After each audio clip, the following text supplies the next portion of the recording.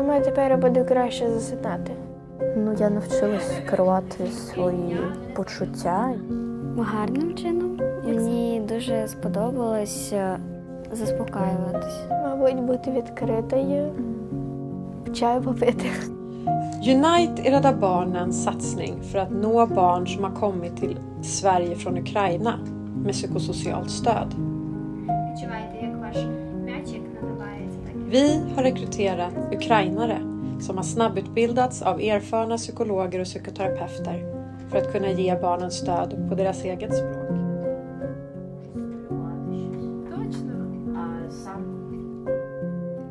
Children who fled the war, they are really in a very big need for understand their own needs and feelings.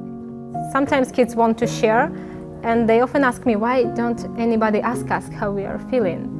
And then I talk with some people from schools and språkcentrums, and they said, but we didn't want to interfere, to make them go through it again, telling us this maybe hard stories. But sometimes kids need someone to ask, how it was for you? How are you feeling? So in our session, we give them tools and teach them how they can help the body feeling better. I think that you need to have really positive effects to children. We got a lot of feedback and I'm so happy to saw it.